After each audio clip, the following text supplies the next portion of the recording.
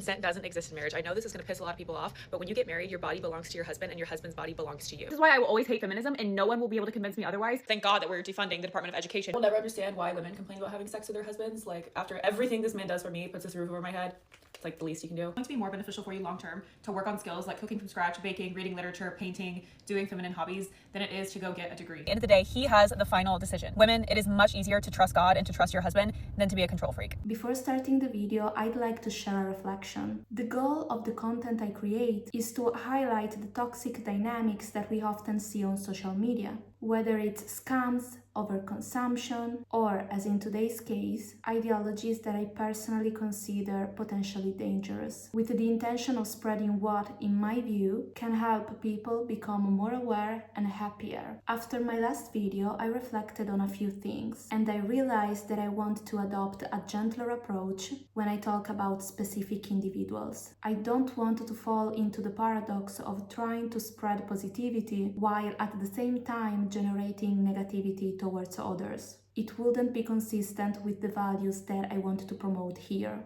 For this reason, today we'll focus on some statements made by this influencer that, in my opinion, can be particularly harmful, especially towards women, but without attacking her as a person. Also because she is likely a product of some sort of religious or cultural indoctrination. But without further ado, let's just get straight into this video. You know what I find so disgusting and disturbing?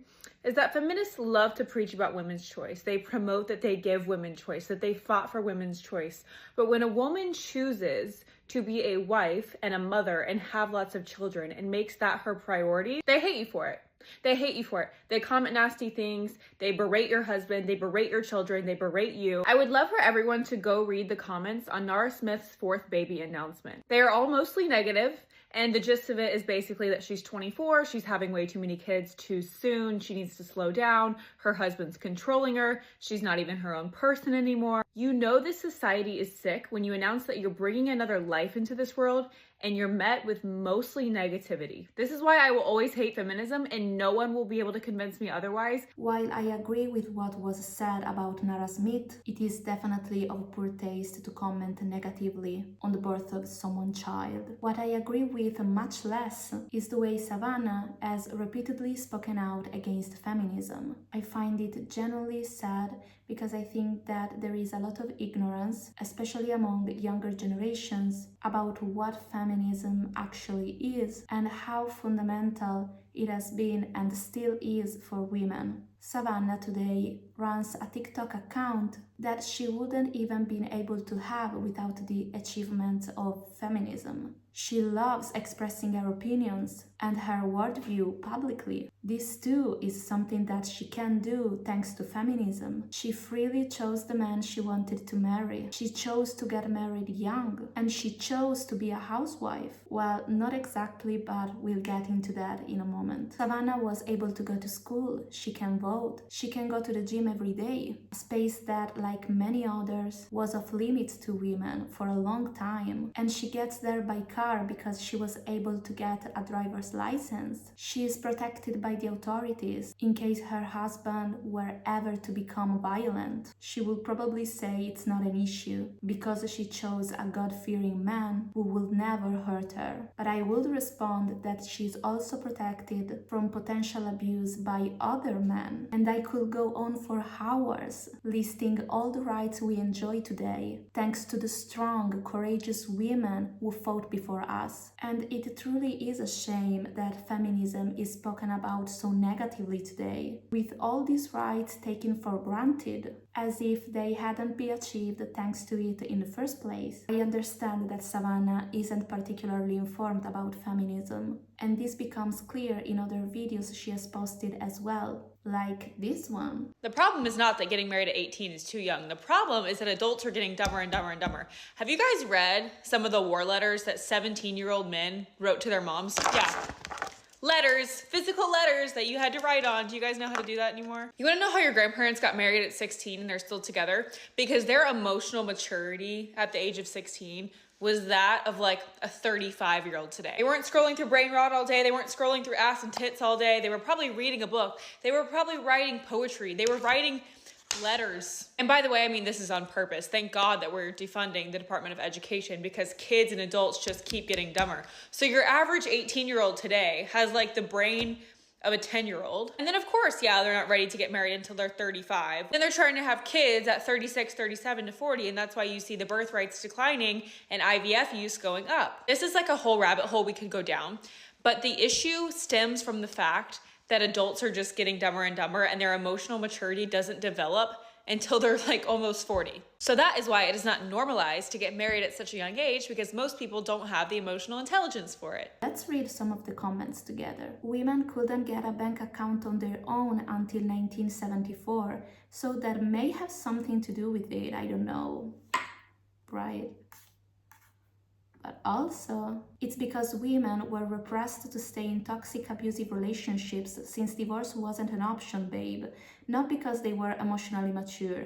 I'm also 19 and I'm also getting married. My grandparents were together because my grandma had no backup plan and society frowned on divorce. She admitted she was happy when he died. That was the first time since she was 16. Let's set aside her idea that defunding public education will somehow be a good thing. There will be an entire world to unpack there, but that's not our focus today. And let's also set aside the fact that people today have children later simply because the economy doesn't allow you to have a stable job or earn enough until you're around 30, 35, as she herself says. Or even worse, because if you're a woman, you risk being fired when you get pregnant, even though it's illegal, given that not all women want to or can be housewives. Under these terrible conditions, it's obvious that many people can't afford to have children, not that they don't want them. Saying that people become parents later because they're not mature enough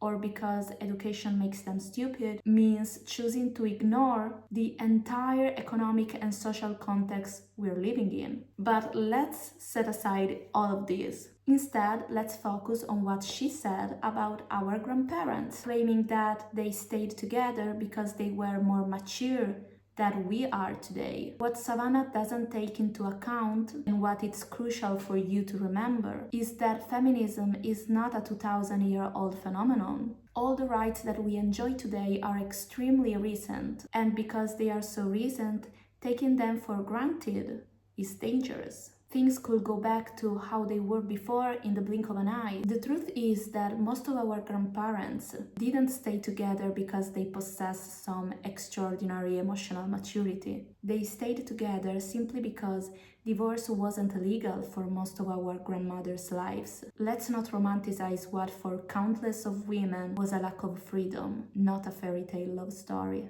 Look at how little time has passed since divorce became legal in many countries. Ireland 1996, Greece 1983, Spain 1981, Portugal 1975, Italy 1970, Croatia, Serbia, Bosnia and Herzegovina, Montenegro, Albania 1946, Poland and Bulgaria 1945, Switzerland 1912, and I could go on. Shall we look at another right? For example, the right to vote? Let's take a few countries. Saudi Arabia 2015, Switzerland 1971, China 1949, Greece 1946, Italy and Japan 1945, France 1944, Spain 1931, and I'm intentionally skipping many others. Do you see what I mean? People speak negatively about feminism as if it weren't thanks to feminist movements that we have these rights today, as if we had always enjoyed them. But the reality is that not even a century has passed for most of these rights. Do you realize how dangerous this rhetoric is? How easily things could revert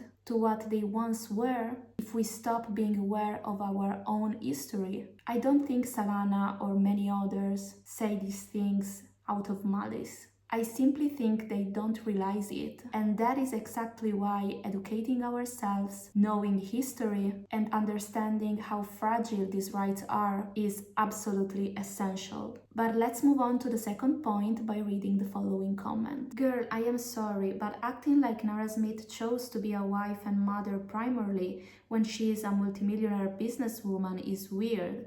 The only reason she can afford to have 4 kids at 23 is because feminism gave her the option to earn enough to afford it. It's like the secret lives of Mormon wives. They are not trad mothers or wives. They are the main earners in their marriages as per their own admission. They are business women, right? I have something to say about this.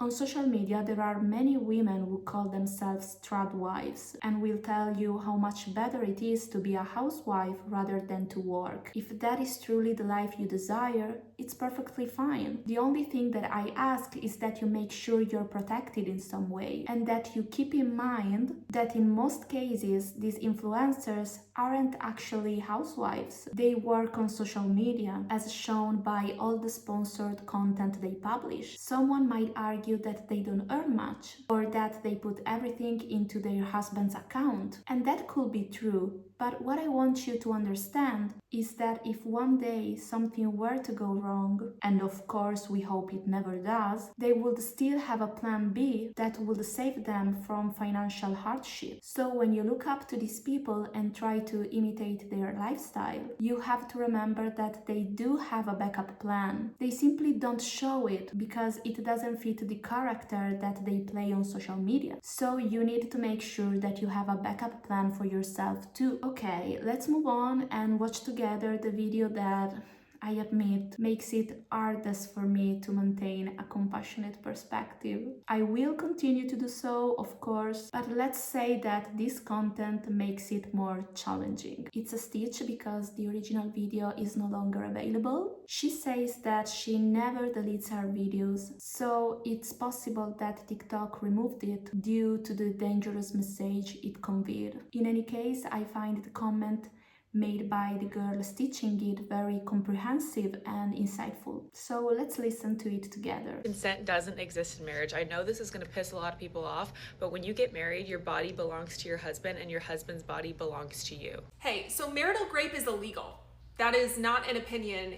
It is illegal. And all that video shows me is that she is probably incredibly privileged, because that is a very privileged take to have. And if she or somebody else is watching this and does not think that they are privileged and they agree with her take, let me ask you a few questions. Have you ever had a family member pass away and you are lying in bed deep in grief and crying, and then somebody decides that they want to take your body and they are allowed to do that in that moment and consent does not exist? Have you ever been body slammed by your spouse like I was body slammed and then felt like you weren't allowed to say no? Because apparently in marriage, consent does not exist. Have you ever had cancer and been sick after chemotherapy and then your husband decides to take you?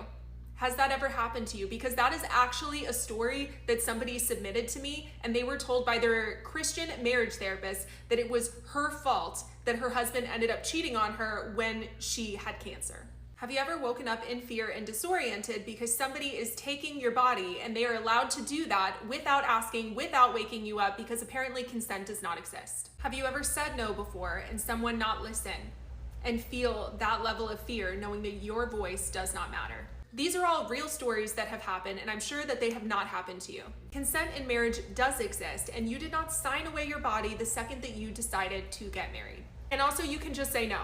100% that is valid. You do not have to have a reason. I am just trying to reach these people on a very human level. I really want to say to all the women and also the men who are watching me right now that love is not possession. You don't belong to anyone because you're not an object but a person. This girl commented, consent exists in every context. I agree 100%. Or this is a funny one. So by your logic, if I wanted to, I could bring my husband to the tattoo shop and have my name tattooed across his face because his body belongs to me.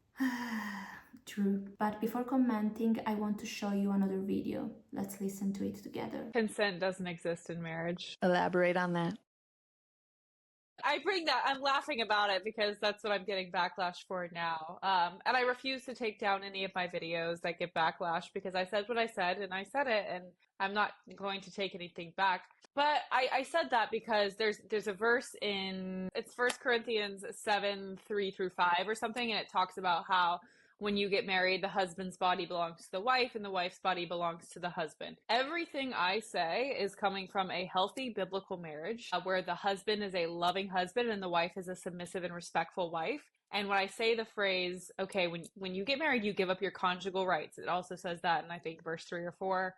The husband gives up his conjugal rights to the wife gives up her conjugal rights to the husband. That word pretty much means consent in today's day and age. I showed you this video because she specifies that what she said refers to a healthy Christian marriage. According to her, it's up to you to choose a good man who follows God's laws and will not harm you. She repeats in many other videos that if a woman ends up with a man like that, it's because she chose badly. She may not realize it, but by saying this, she is implying that in violent situations, the victim is to blame for not choosing the right partner. I want to say this clearly. If you are in or have been in such a situation, it's not your fault. She is very young and I think that she lacks the experience to understand that life isn't black and white. Maybe you choose a partner that changes for the worse after the marriage, or maybe you are deceived, treated well during the relationship with the intention of convincing you to marry, only for him to change afterwards. Many things can happen in people's lives, and of course an 18 years old cannot fully grasp this. I think that hearing real testimonies from people who have lived through these tragedies could help her understand, like this one that you can read in the comments. Stage 4 ovarian cancer, and I couldn't say no to it, even though it hurt. If I did say no, we would fight. Someone responded, I'm sorry you had to experience that, how terrible for you. And she said, thank you, I really didn't know how wrong it was until I talked to someone. I was so brainwashed. This is the reason why I make these videos. Wow, if only she could hear some testimonies like this. I think it will be a good thing for her. But do you understand how dangerous it is to spread a message like this on social media, where there are a lot of young and very impressionable girls who don't yet have the maturity to distinguish a healthy relationship from a toxic one? By listening to her advice, they risk ending up in situations that could harm them deeply and forever. Furthermore, in this second video, she reiterates that her belief is based on what is written in the Bible, connecting this to the topic of the rights that women have gained thanks to feminism, many of which were achieved only very recently. It would be interesting to ask her whether, according to her logic, a, let's say, 13-year-old girl married off to a 40-year-old man should still be expected to follow this same rule, to give her body to the man whenever he wants it. Think, for example, of that case that went viral on social media about the 9-year-old girl who in 1937, less than a century ago, was married to a 22-year-old man who had asked her parents for her hand in Tennessee. I want to believe that Savanna is a good person and that in cases like this she will tell me, no, it's not right, acknowledging that these are unjust situations. And yet the biblical verse she cites was written in a time where girls were married off while they were still essentially children, and to adult or even elderly men. This verse refers to those little girls as well. If you think in this way, how do you feel about it? I imagine that she would tell me that it's different, that those were other times and that the verse needs to be contextualized. But if that's the case, we can admit that biblical verses, when taken literally and without context, can indeed be very dangerous. I'm going to show you a clip from another video where she repeats the same ideas but with additional arguments. Rule number 3 is we never deprive each other. And I will never understand why women complain about having sex with their husbands. Like, after everything this man does for me, puts this roof over my head, it's like the least you can do. And also, you should want to. Like, I'm super attracted to my husband. I don't see sex as a chore. First, she claims that sex is a duty a woman owes to her husband, almost as if it were a kind of payment for the fact that he provides a roof over her head. But even when a woman doesn't work outside the house, the man's financial contribution should come from a place of love for his wife, not from an expectation of getting something in return. A relationship is not a commercial transaction. It kind of feels transactional when you said, "He put a roof over my head, it's the least I can do."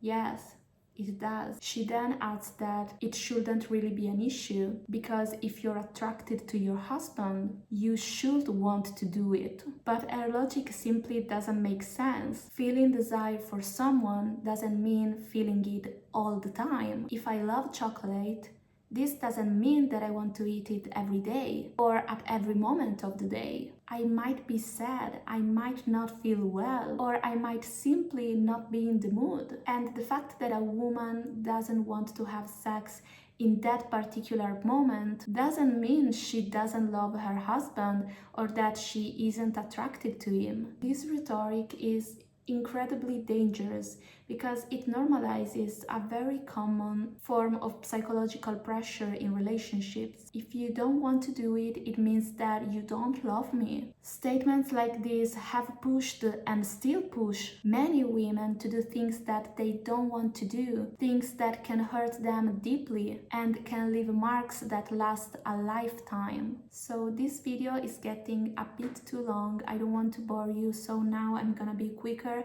We're gonna watch some clips from some of our videos, and there are still some things to say, unfortunately. Number one, he is the head of the household, which means he is the final decision maker. Does this mean I'm not involved in conversations or decisions at all? No, but it does mean that at the end of the day, he has the final decision. Women, it is much easier to trust God and to trust your husband than to be a control freak. And if I do need to text one of our friends of the opposite sex, I just throw them in a group chat with my husband. It's a respect thing, and there's nothing that you should be talking about with someone of the opposite sex without your spouse knowing, unless it's like a birthday gift or something. There is no conversation that needs to be had between you and someone of the opposite sex without your spouse knowing, unless you're trying to surprise them for a birthday or something and you need somebody else's help. But just even in that case, I don't know, pick somebody of the same sex. Number 5 is I don't go on girls' trips. That girls' trips are odd, and that's for drinking and hooking up. And as a married woman, I just avoid it. And women and men cannot be friends, okay? If you are somebody who eventually wants to get married, which is most of the population, you cannot have a good friend or a best friend, especially, of the opposite sex. Eventually, one of you is going to catch feelings. It just happens, let's be real. If you say that your husband is the final decision maker, even if you add that he takes your opinion into consideration, he is still the final decision maker. In a healthy relationship, decisions are made together. There shouldn't be a hierarchy. And by the way, you are an adult, fully capable of making decisions on your own. On this topic, again, the same point applies. As an adult, you should be able to have friendships with people of the opposite sex without automatically feeling tempted to betray your husband. Let's read some of the comments from these videos. Most of these are normal, but the final decision one stuck with me. Marriage is 50-50 and it's two people in love who are partners. We both deserve to decide, and it doesn't matter whose decision will be final. It's two people, not one. Why doesn't she get the final say? Why doesn't he have trust in her and God? We both know the reason why. But also, if you need so many rules to stop yourself cheating, you got problems. Right? No, Savanna, some of us are adults and can separate romance and friendship. This is funny. A lot of people commented, what if I'm bisexual? I can't have any friends? According to her logic, no, you can't. There was also another video, which I can't find now for some reason, where she says that if your husband asks you to end a friendship, you should trust him and do it because he sees your well-being better than you do. But again, you're an adult. On one hand, it's absolutely normal to ask your partner, your husband, for an advice because he loves you, knows you, and in theory wants the best for you. But that is very different from letting him decide which relationships you're allowed to keep. The final choice has to be yours, not his. And this matters because one of the most common tactics in toxic relationships is isolation, cutting the partner off from friends and family to make her more vulnerable and easier to control, normalizing the idea that her husband can decide who you're allowed to be friends with risks legitimizing exactly those dynamics. Oh, when you get married and have kids, you're gonna have to give up your life. Like, you can't do the things that you want to do. You're gonna have to make sacrifices. Yes. It's called sacrificial love, and it's the most fulfilling thing you will ever do as a human. When you're 80 years old and you're sitting in your rocking chair on your front porch and you have all your little grandchildren playing outside, you're not gonna turn to your spouse and say, I'm so glad I got that title at work when I was 30 years old. No. You're gonna say, look at this legacy we are leaving. Look at all these beautiful children that we've raised. Look at all these beautiful grandchildren and great-grandchildren that we've raised. You wanna have the biggest impact, leave the biggest legacy, and have the most fulfillment. Pour into your family. Get married, have a bunch of babies, pour into your family. These are some things you need to hear. Number 3, even though the world doesn't praise you as much for it, it is a much bigger accomplishment to find the love of your life young, to have a bunch of kids, to have a happy and healthy home, and to raise a nuclear family than it ever will be to achieve a certain title at work or start a business. And lastly, it's going to be more beneficial for you long term to work on skills like cooking from scratch, baking, reading literature, painting, doing feminine hobbies, than it is to go get a degree. I respect your way of life, but I'll be damn proud of my master in mathematics when I'm 80. I think it's up to each woman the goal that they choose to have for their life. Our ancestors fought for us to have a choice. It doesn't matter what your choices are, as long as you're happy. Right? LOL, I graduated with honors and 2 minors. Work from 9 to 5, make way more money than my man, and then bake and cook from scratch. You make women seem so one-dimensional. This is another problem too. It is way more beneficial to bake from scratch than to go get a degree. I don't agree with that. I don't. Education is really, really important for women, but also for men. I would say the same thing if we were talking about men. And this is the final comment that we're going to read. Those are your goals. Not every woman dreams about having a family. And also this man responded, that's fine, but your value to me is based on that. If you don't care, no problem, but stop convincing men to accept you for who you are. And she responded, is it so hard to accept that different people simply have different needs? Also, I didn't like the comment this man made because the ring that your grandmother gave you has a value that could be $1 or $10,000. We are people, we are human beings. We are not objects. We haven't a value based on if we get a degree or learn how to bake and how to cook.